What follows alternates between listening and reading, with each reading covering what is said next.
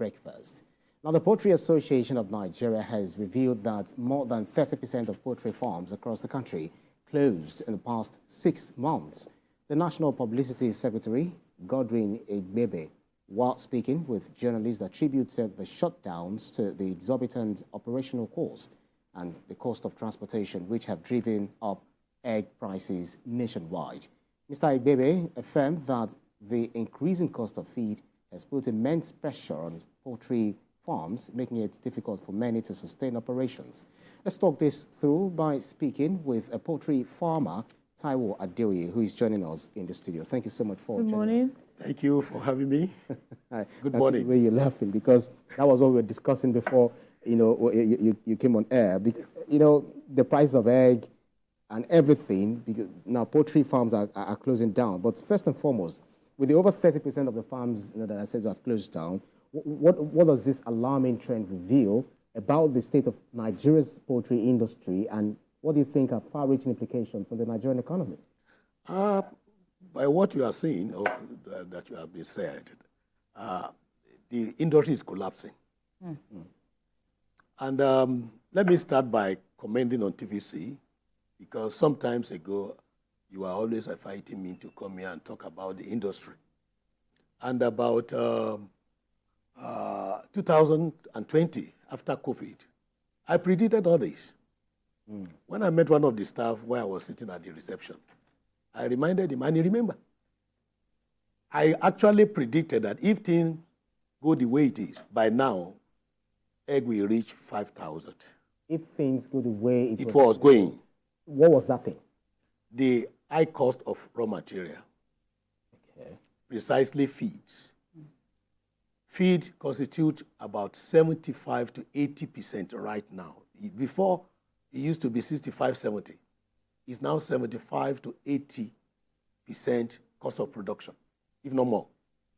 As at yesterday, now on almost a day interval, price of feeds is jacked up by the feed millers, because of the raw material cost. At the time I was at the studio then, maize was going for, and I was shouting, was just less than 160,000 per ton. Maize, as I'm talking to you now, is between 820 to 850,000 per ton. Soya is between 780 to 800,000 per ton.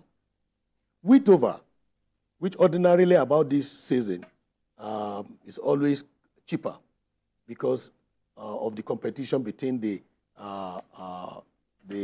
cattle rearer and the poultry users of the product.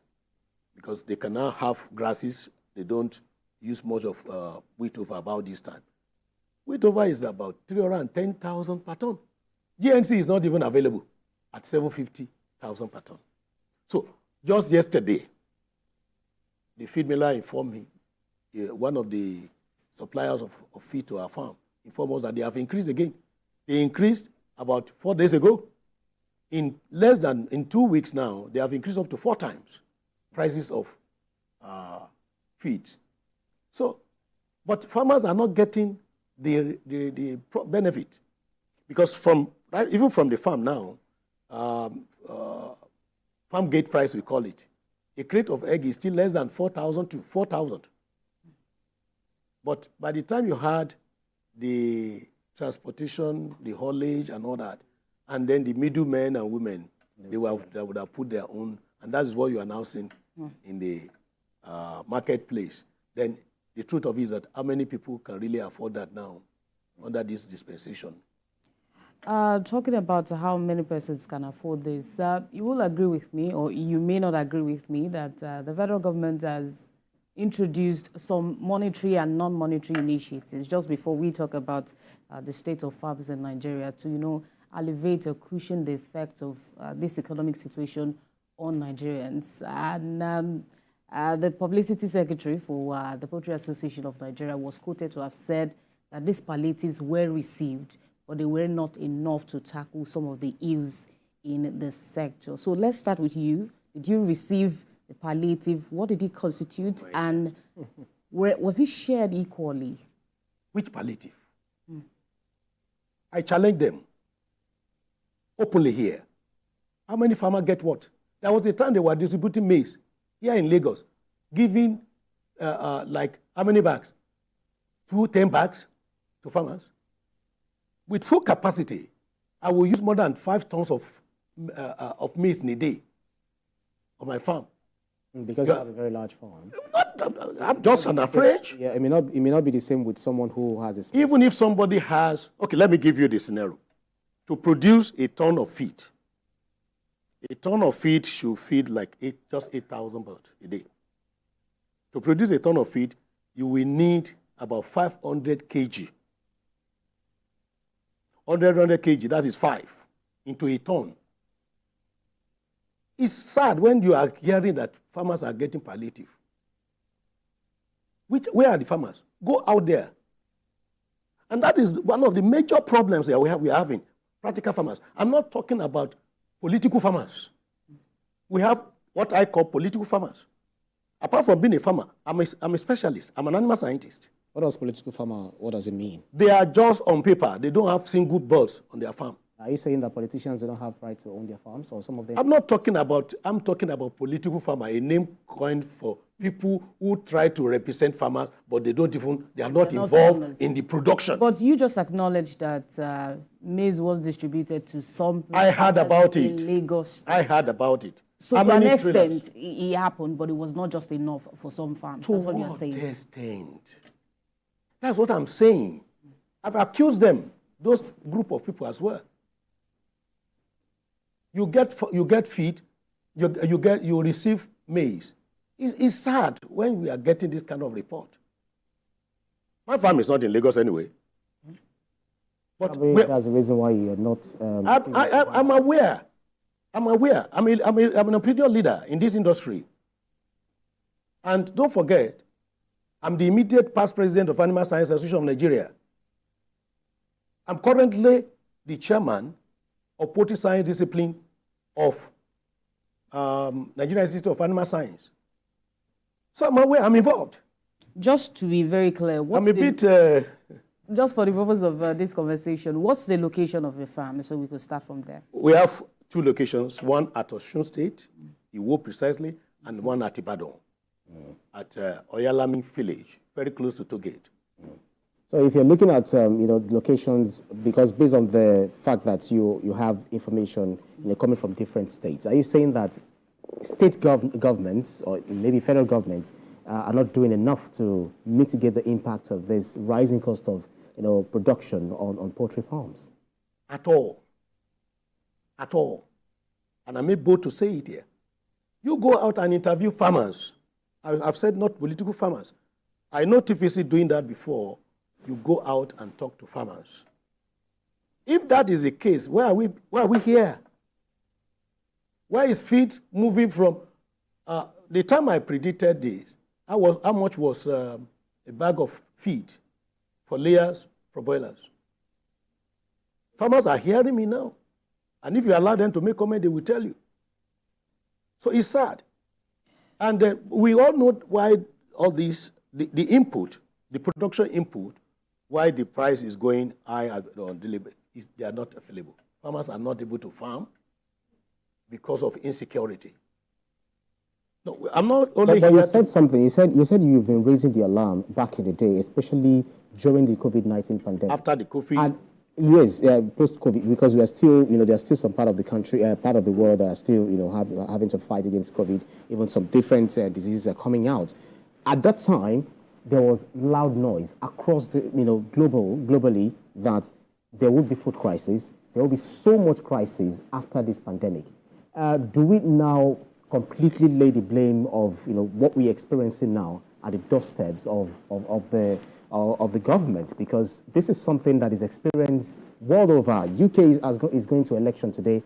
Part of the reasons, part of the topic or issues for this election is the rising cost of goods and services and impact on the economy. So it's a global affair. Yeah, it's a global affair, I know, but the government, let me come out to tell you, even then, the prices are going up. When you compare the situation in the country now with what happens over all other countries. I was in UK in April, just came back from US, so I can tell also. It is true that the prices are going up everywhere. Inflation is there. But can you compare what we have here? My people say, where I come from, they say once you remove the issue of food crisis, then you cannot talk about poverty again per se. As I'm talking to you on Wednesday yesterday, I know an organization, a church precisely, that distributed cartons of beef and chicken in Atlanta. It was in their platform that people should come. And when they go for such, they don't even kill themselves. Try to say you want to give palliative now in Nigeria if you don't kill up to 1,000 people. Because people will rush. Hunger is in town. So we know that there are crises all over the world, economic crisis. But how are we tackling it here in this country? One of the things those countries we want to do, the leaders there, we want to do, is to ensure that at least you have food safety, food security. So are we doing that? You know what Tomato is saying now. We have my sisters here, the women here, we tell you, go to market now. And we have all the resources from Lagos to Maiduguri to Sokoto. Put anything on the soil, it will grow. But are we encouraging people to do farming in this country? The youth, are we encouraging them? Are we, those of us who are there, who are still there, because some have left truly, some have been discouraged. You saw the video that is being shown now. If you have not opted out, then you have reduced capacity. At least 50% of what you have produced before, 30% or 20%, if you have not finally closed down your shop in poultry as of today. So in summary, you're actually laying the blame of, this crisis that the industry is facing at the foot of the federal government. I'm still talking. Let's not forget that the federal government has been quite vocal in the area of agriculture as regards monetary, non-monetary initiatives. Recently, we had even the Southwest governors gathered to talk about agriculture, and they mandated their commissioners of agriculture to ensure that a template is given. And we've also had, the federal government urging everyone to go into subsistence farming. I know this might be coming quite a bit late, but while we're also, blaming the federal government, late last year, the Federal Ministry of Agriculture distributed palliatives in Oyo State, 200 poultry farmers. In those states, distributed 40 trailers of maize. And in Delta State, 7,660 bags of rice. Are you saying this did not help, or whoever received this were not the target audience? Thank you very much. When you are looking at the requirement and the need, to what extent would that go into? I must also say that federal government, I have my information, give license to people to import maize. What have they done to it? Somebody told me yesterday that the landing cost of maize by those people should not be more than about 450 to 500,000 per ton. Are they not also catching into what is happening and selling at a exorbitant price? No, I'm not. Oh, you're saying that people, individual... that were given license to, right, not individual they're companies. also contributing to, yes, to the issues we're facing. So, you see, when we are looking at the leadership problem, we need to look at followers too. The company factor, yeah. So I'm not here to blame government alone. There are issues that we must resolve. And there are several solutions to this if government also will listen. What kind of farming are we doing here? We are not doing mechanized farming per se. What is the density of maize that we are planting on particular acre of land? What is our yield? Apart from insecurity. Yeah. Where I was sitting at the reception, I was talking to a security consultant, expert. And we talk on that issue as well. Now, you just mentioned about those governors. For instance, if the Southwest governor, because we must be looking at solutions, not just the challenges. And I think that I can tell you more about that. The certain governors, the Southwest governor that you are talking about, they can come together and have a kind of community, farming community. And that, because even in the Southwest, there is security issue. Absolutely. Because of our time, let me quickly chip in this question. We have just about 3 minutes to end this conversation. how relevant is the Yoruba adage that will say that before the advent of maize, chicken fed on something? How relevant is that, that saying to this current reality as we're looking for solutions? Because people must, eat egg. They need protein. We need protein. Thank you. Animal protein is necessary, especially for the young ones, for brain development, for them to perform well. The alternative to maize is not just maize. We have soya.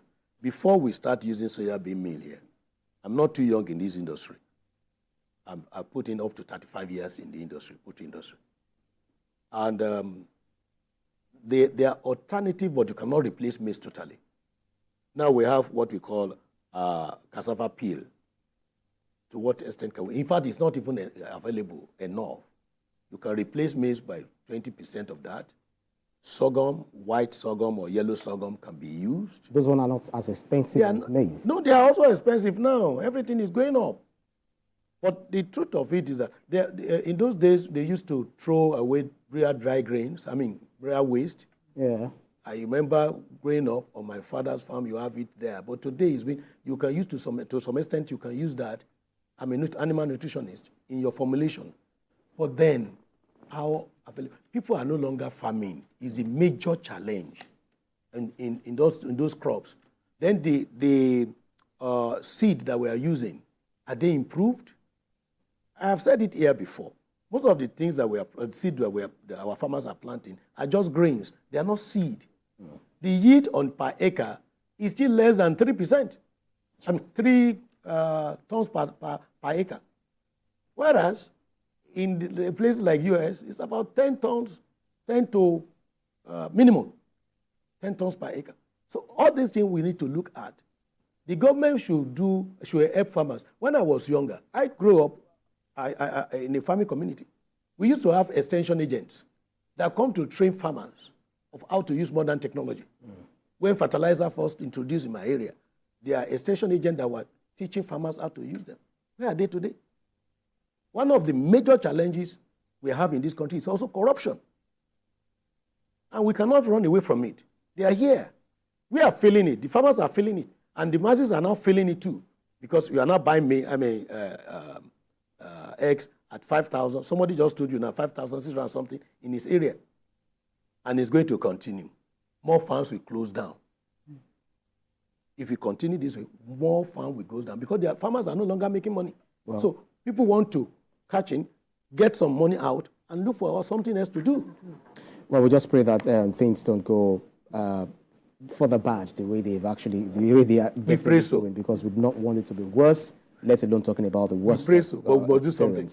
Thank you very kindly, poultry farmer Taiwo Adeoye. Thank you so much. Very important issue we discussed, and then with that insight that you gave us, thank you so much. We hope we'll have time to talk about these in future. It's my pleasure. Right.